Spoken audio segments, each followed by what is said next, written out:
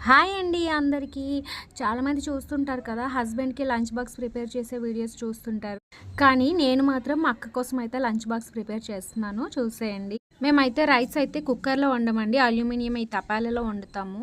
దీన్ని అలానే అందులోనే ఉంచేసామనుకోండి, ఆ పై అంటుకుని అన్నం ఎండిపోయినట్టు, మళ్ళీ నెక్స్ట్ మధ్యాహ్నం తినేటప్పుడు ఫ్రెష్‌గా అనిపించదనమాట.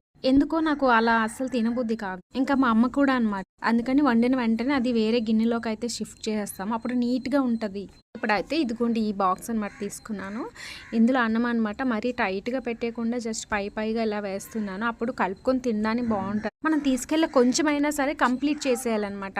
అది నాకు ఇష్టం అలా. ఇంకైతే రైస్ పెట్టేశాను. ఈ గిన్నె అయితే మూత పెట్టి పక్కన పెట్టేశాను. ఈరోజు అయితే కర్రీలోకైతే ఇదిగోండి పాలకూర పప్పు అనమాట చేశాను. పాలకూర, పప్పు, టమాటా అన్నీ కూడా వేసేసాను. ఇంకా పొద్దున్నే లంచ్‌లోకి అయిపోయి ఈజీ అయిపోయేది ఏది ఉందంటే అది పప్పేనండి. ఇలా ఏదో ఒక ఆకుకూర కలిపేసి పప్పు వండేస్తే హెల్త్‌కి హెల్త్ బావుంటది. అలాగే టైం కూడా సేవ్ అవుతుంది. పప్పు కూడా వేసేసాను అనమాట. కొంచెం ఎక్కువ వేసాను, ఎందుకంటే అక్కడ ఎవరైనా ఉంటారు కదా, షేర్ చేసుకుంటారు. కర్రీ వచ్చేసి ఇదిగోండి చికెన్ కర్రీ. ఇంత పొద్దున్నే చికెన్ కర్రీయా?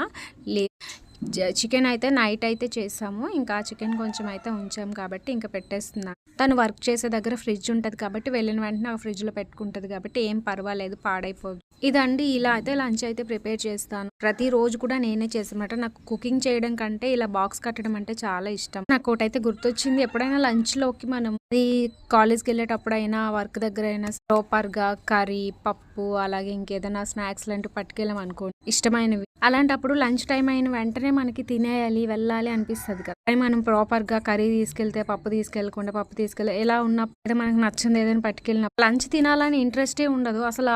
ఆ థాట్ కూడా రాదనమాట. లంచ్ మాత్రం నచ్చినది కొంచెమైనా సరే నీట్గా పట్టుకెళ్ళాలి. మీరేమంటారు చెప్పండి. వీడియోస్ నచ్చినట్లయితే సబ్స్క్రైబ్ చేయండి, మర్చిపోవద్దు. ఇంతకీ మీ లంచ్ ఏంటి కామెంట్ చేయండి.